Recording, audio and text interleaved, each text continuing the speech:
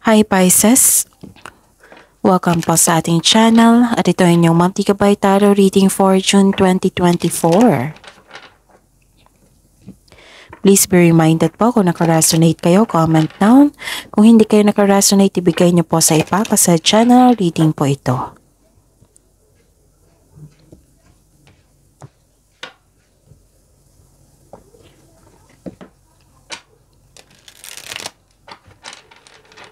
Gamitin ang reading na ito bilang gabay lamang. Please like, subscribe, and click po button for notification para updated po kayo sa daily tarot reading natin. Maraming salamat po.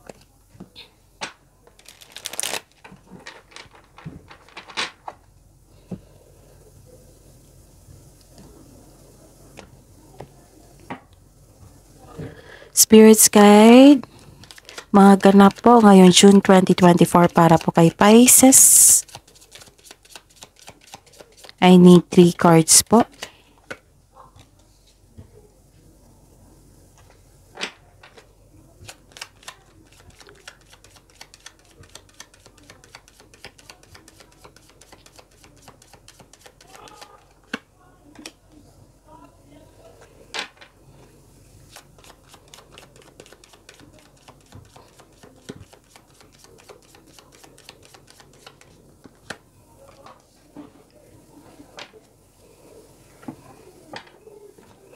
Kuha tayo ng mensahe. Spirits guys, 2 cards po para kay Pisces. Mensahe niyo po ngayong June 2024 para po kay Pisces.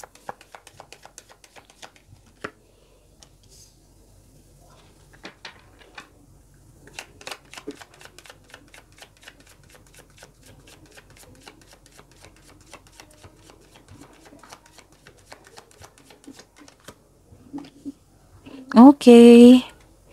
Ngayong June 2024, Pisces. May nakita ko ditong nagkaroon kayo ng time for reflection at may nalaman kayong sekreto. Pwedeng clarity. Nagkaroon ng sagot sa inyong mga katanungan. At saka, okay. Yun nga. Malakas inyong intuition. Nagkaroon ng time for reflection. Pwedeng nagpaplano kayo regarding sa inyong career, sa inyong project. At may nakita ko dito, nagdesisyon kayo sa inyong passion. Pero mag-ingat po kayo dito ha, kasi may nakita ko ditong obsession, addiction and obsession. May nakita rin ako ditong galit. Oo, galit kayo kasi nasaktan kayo at nagkaroon ng argument. And may nakita ko dito, di ba, nagsabi ko kanina, gumawa kayo ng desisyon regarding sa inyong passion. Tapos, nagkaroon din ng, gumawa kayo ng malaking desisyon eh. Nakikita ko yung choices mo dito kasi may opportunities na binigay. So, you are making best choices. Tapos, nagkaroon ng pagpaplano at nagkaroon ng desisyon. May nakita ko ditong, concern sa adultery. Okay? Na kailangan magdesisyon. Puro desisyon to eh. Pero remember ha, Pisces, huwag kayong maggawa ng desisyon kung galit kayo or hindi maganda ang inyong energy kasi kayo ang mapapahamak dyan. Instead na magkaroon ng pagbabago at kaunlaran, huwag kayong maggawa ng desisyon na galit kayo at hindi maganda inyong energy. Kasi mapapahamak kayo dyan. Okay? Tapos, ang mensahe po para sa inyo is don't worry, be happy. Wow! And take a leap of faith. Kasi may opportunities. Tapos naggawa ka ng choices, nagplano ka, and you're making big decision. Kasi may bagong simula. So take a leap of faith.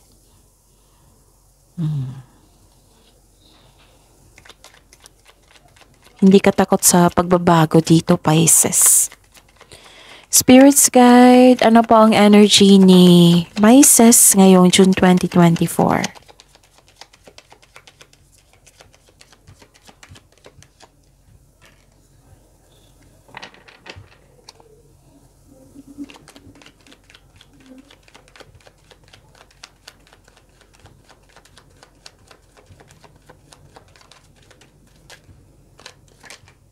Kunin ko to. Naku. Okay.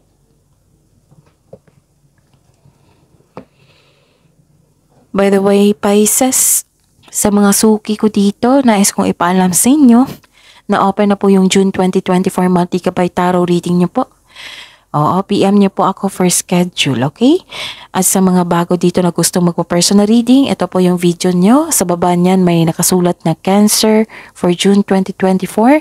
Sa baba pa niyan may nakapost na link. I-click niyo po yung link na yan para ma-message niyo po ako for inquiry and for booking. Okay? And sa mga hindi pa nakapanood sa weekly Gabay Tarot reading niyo, panoorin niyo po. At sa daily Gabay Tarot reading niyo po. Pasensya na po sa boses ko ngayon ha, may sipon po ako. So focus kayo sa mensahe para may makuha kayong gabay po, okay? Sige po. Ngayong June 2024 para po kay Pisces.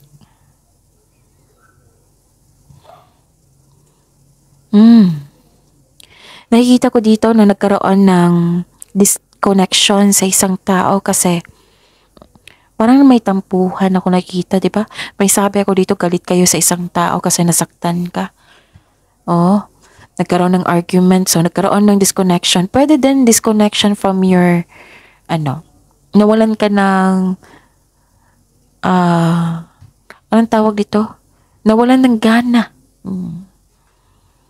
And, kasi nawalan kayong gana, kaya nga nagalit kayo kasi yung taong yun is mahilig magmanipula. Niloloko po kayo. Nagkaroon ng selos. Nakikita ko dito yung selos at insecurity. Yes.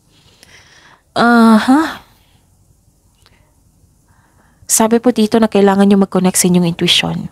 Makinig sa inyong intuition. Magtiwala. Kasi siya yung magsasabi kung anong tawag nito? Kung sino yung totoo at hindi totoo sa inyo.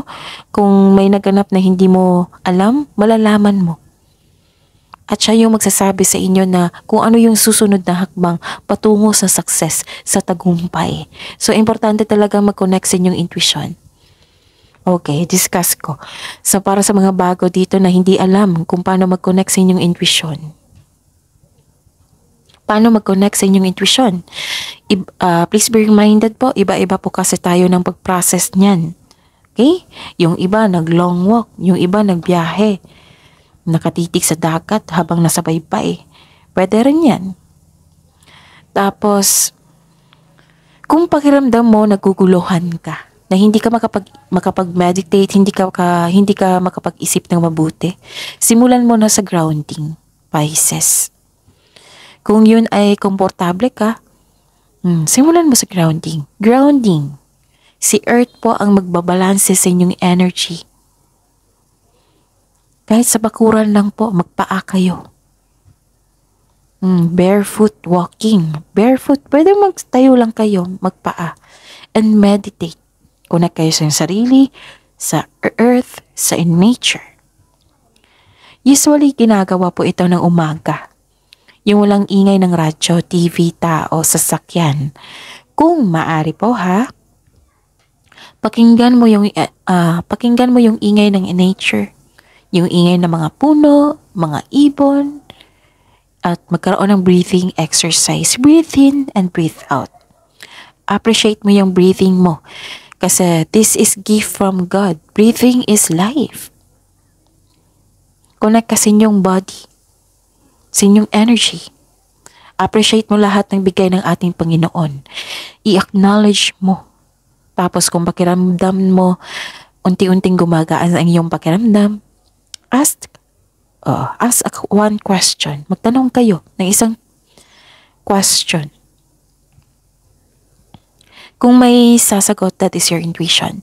Pwede din sa kwarto mo, mag-meditate ka at mag-ask ka ng one question. Kung mahilig ka sa journal or diary, una, magsulat ka ng one question. Kung tuloy-tuloy na ang pagsulat mo, yan na po ang sagot.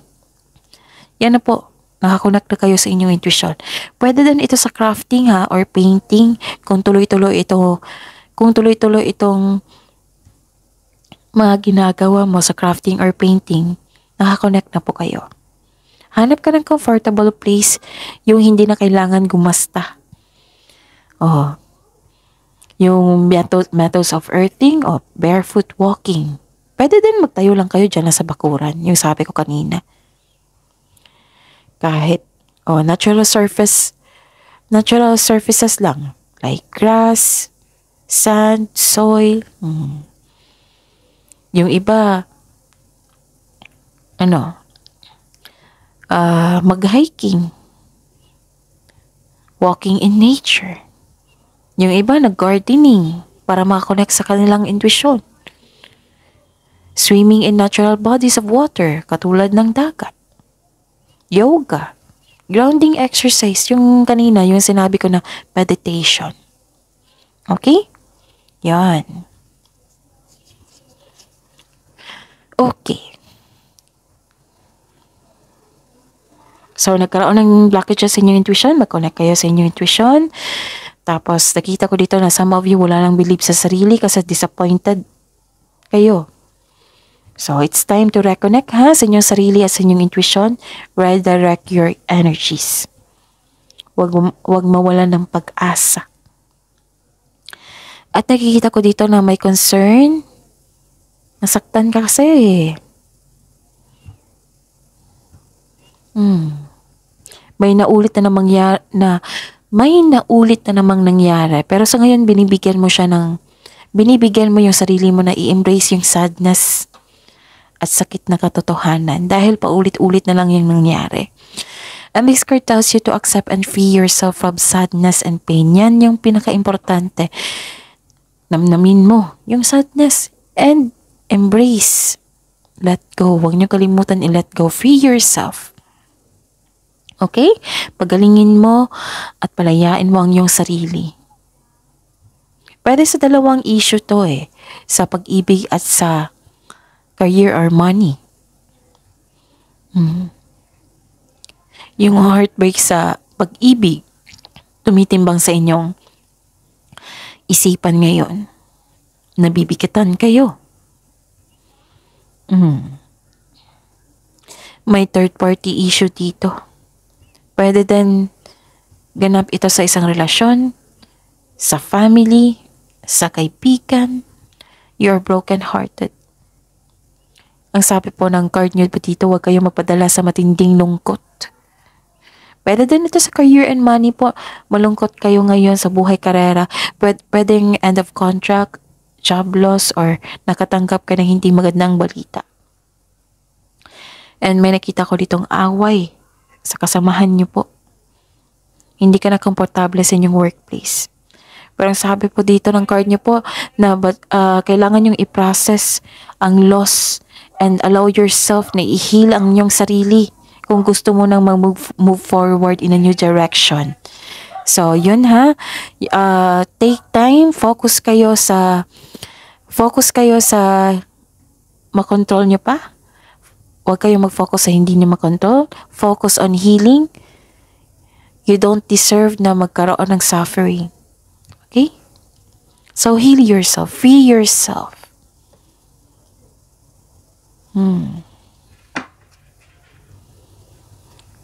Don't worry, be happy. Huwag kayong matakot sa bagong simula sa inyong buhay. Kasi ang bagong simula is pagkakataon para mabago natin yung pagkakamali. Para maitama yung pagkakamali. Para magkaroon ng success. Para magkaroon ng self-development, self-growth.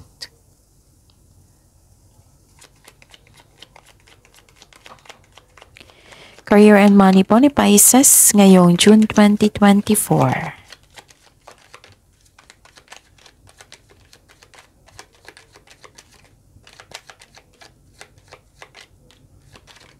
Kunin ko to.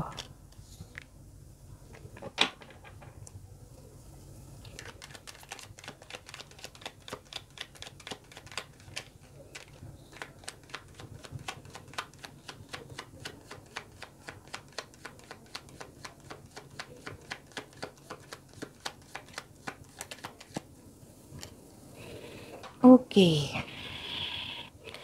Sa career and money.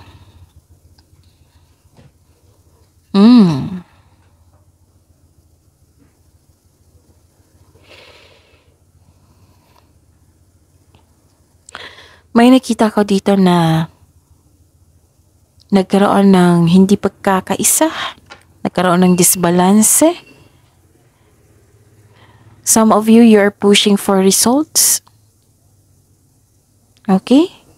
Nagkaroon ng unfair treatment, nagkaroon ng disbalanse, pwedeng problema sa kaperahan, pwedeng disbalanse ito, unfairness treatment ito sa isang relasyon, sa kasamahan dyan. Nag-struggle ka sa changes, then nag-look back ka sa past. So, focus po daw kayo sa present nyo po, Pisces. And don't worry, you are guided to find peace po. So, seek balance and create calm atmosphere. Don't worry, you are divinely guided naman. Magtiwala at kailangan maging willing kayo to move forward. Okay?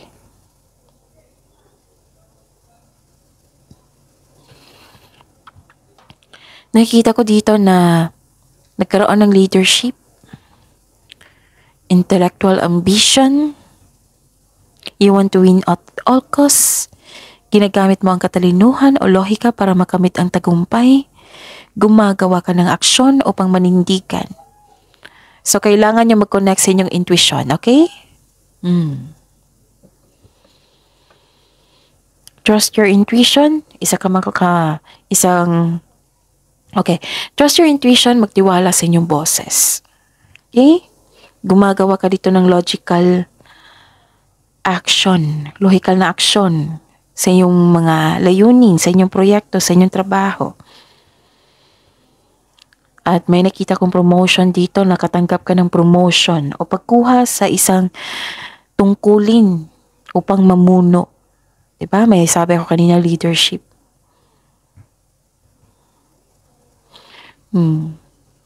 So, Pisces, maraming tao dito na ginagalang kayo at kinikilala kayo na malaki ang inyong kontribusyon sa trabaho.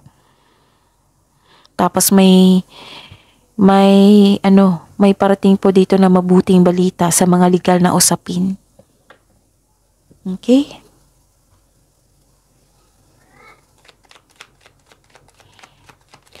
Love life, self-love, partnership, and romance ni Pisces ngayong June 2024.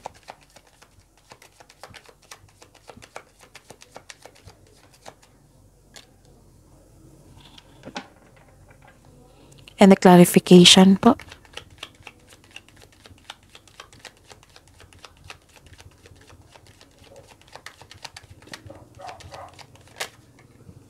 Kunin ko to ha.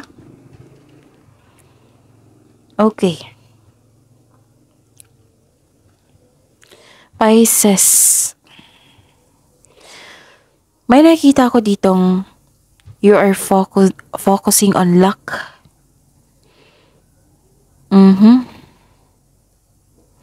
Para sa mga single dito, hindi pa kayo handang pumasok sa inyong relasyon. Some of you.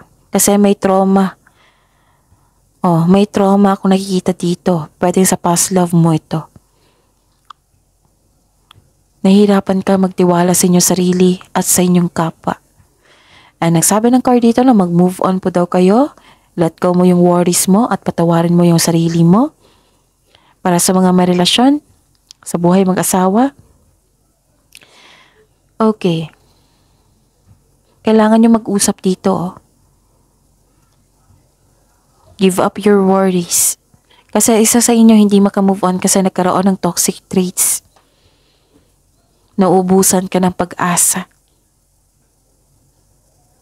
Siguro may nasabing hindi maganda yung partner mo sa inyo kaya sobrang disappointed ka sa kanya. So remember, focus on mind healing instead of suffering po. Okay? Ano pa?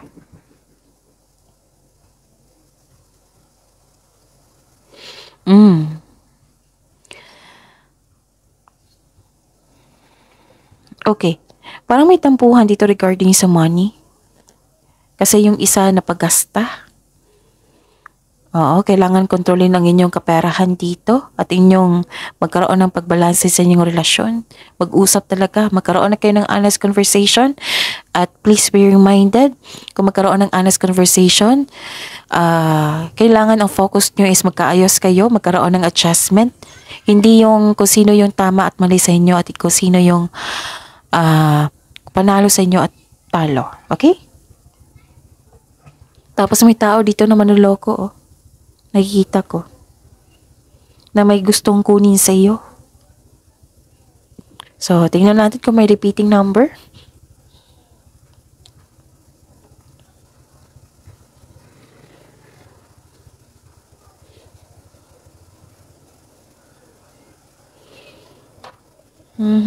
Tingnan ko muna, ha.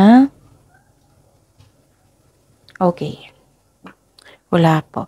So, please like, subscribe, and click bell button for notification. Oo. Please like, subscribe, and click bell button for notification para updated po kayo sa daily tarot reading natin. Maraming salamat po.